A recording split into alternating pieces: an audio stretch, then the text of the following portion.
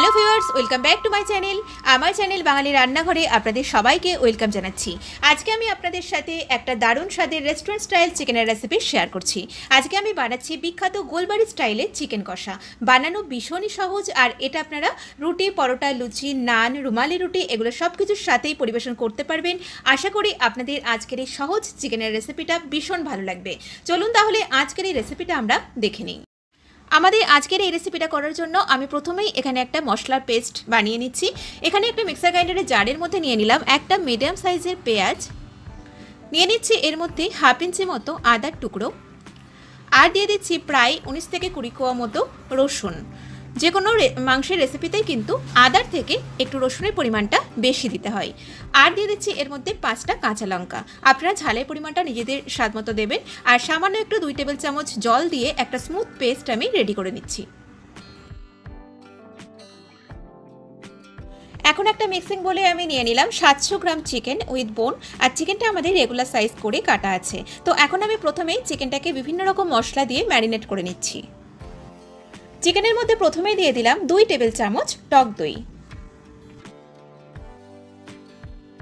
দিয়ে দিচ্ছি এর মধ্যে যে মশলার পেস্টটা রেডি করে নিয়েছি সেটা দিয়ে দিলাম। এর মধ্যে রয়েছে পেঁয়াজ, আদা, রসুন আর কাঁচা লঙ্কা একসাথে পেস্ট করা। এখন এর মধ্যে আমি কিছু গুঁড়ো মশলা দিয়ে দিচ্ছি এর মধ্যে 1 চা চামচ জিরে গুঁড়ো, হাফ চা চামচ রেড চিলি পাউডার, হাফ চা চামচ দিয়ে দিলাম কাশ্মীরি রেড চিলি পাউডার একটু সুন্দর কালারের জন্য, আর দিয়ে দিচ্ছি এর মধ্যে 1/4 চা চামচ মতো গরম মশলা পাউডার, হাফ চা চামচ দিয়ে দিলাম গোলমরিচ গুঁড়ো।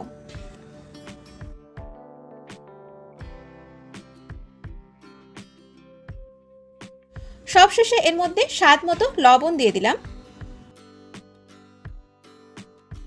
এখন এই চিকেনটাকে আমি খুব ভালো করে হাত দিয়ে ম্যারিনেট করে নিচ্ছি।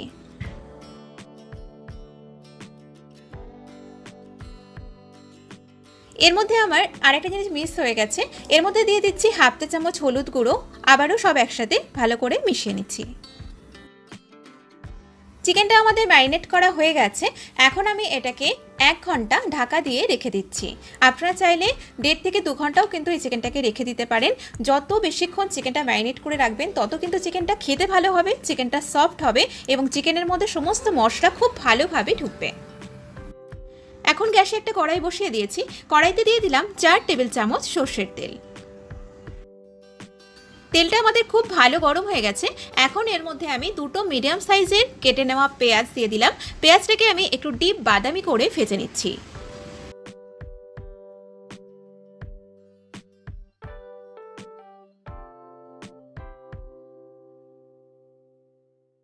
পেঁয়াজটা আমাদের ফ্রাই হয়ে গেছে। দেখুন পেঁয়াজের মধ্যে একটা ডিপ বাদামি রং চলে এসেছে। তো এখন আমি পেঁয়াজটা তুলে নিচ্ছি। এটা আর বেশি ভাজার দরকার নেই। এবারে এই পেঁয়াজটাকে আমি ঠান্ডা করে নিয়ে পেস্ট করে নেব। এর থেকে বেশি ভাজলে কিন্তু এটা তেতো হয়ে যাবে। এখন এই বাদবাকি তেলের মধ্যে আমি ফোড়ন দিয়ে দিচ্ছি তেজপাতা, একটা বড় এলাচ, 1 টুকরো দারচিনি, 2টো ছোট এলাচ আর 2টো লবঙ্গ।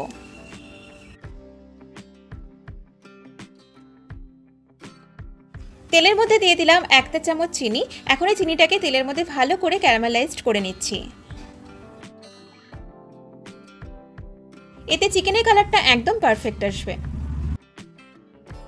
এখন তেলের মধ্যে আমি ম্যারিনেট করে রাখা চিকেনটা দিয়ে দিচ্ছি।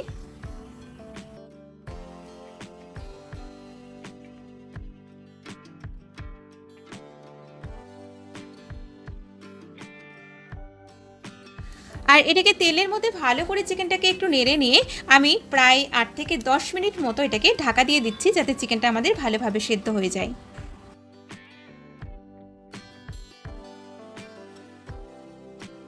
এখন এই চিকেনটাকে আমি প্রায় 8 থেকে 10 মিনিটের জন্য মিডিয়াম ফ্লেমে ঢেকে দিলাম। চিকেনটা সেদ্ধ হতে হতে এদিকে আমি আর একটা মশলার পেস্ট রেডি করে নিচ্ছি। এই যে আমি ভাজা পেঁয়াজটা নিয়েছি, এটা একটা মিক্সার গ্রাইন্ডারের জারের মধ্যে নিয়ে নিলাম।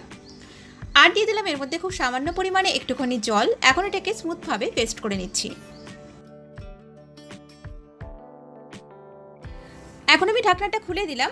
দেখুন চিকেনটা থেকে কিন্তু অনেকটাই বেশ জল বেরিয়েছে, আর এটাতে কিন্তু আর এক্সট্রা জল দেওয়ার দরকার নেই। চিকেনে যে জলটা বেরিয়েছে তাতেই কিন্তু চিকেনটা আমাদের খুব সুন্দরভাবে সেদ্ধ হয়ে যাবে।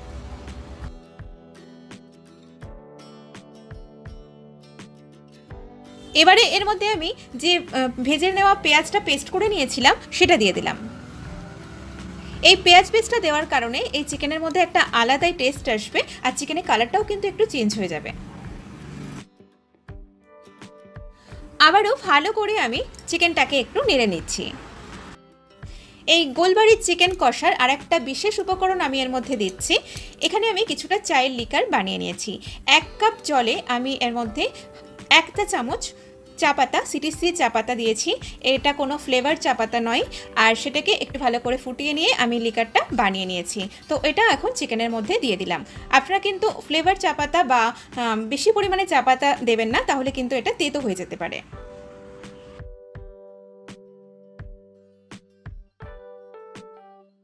এখন এই চিকেনটাকে আমি আবারও প্রায় 8 থেকে 10 মিনিটের জন্য ঢেকে দিলাম মিডিয়াম ফ্লেমে। বেশ কিছুক্ষণ হয়ে গেছে, আমি এখন ঢাকনাটা খুলে দিয়েছি। দেখুন চিকেনটা কিন্তু আমাদের প্রায় হয়ে এসেছে, গ্রেভিটা বেশ ঘন হয়ে গেছে আর চিকেনও আমাদের সুন্দরভাবে সেদ্ধ হয়ে গেছে।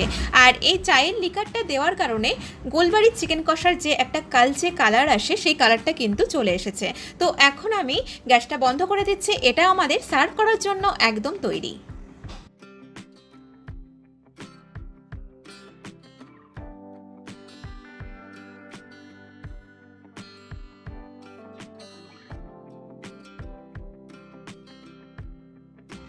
তাহলে দেখলেন তো কত সহজে আমাদের এই দারুণ স্বাদের রেস্টুরেন্ট স্টাইল গোলবাড়ির চিকেন কষা তৈরি হয়ে গেল।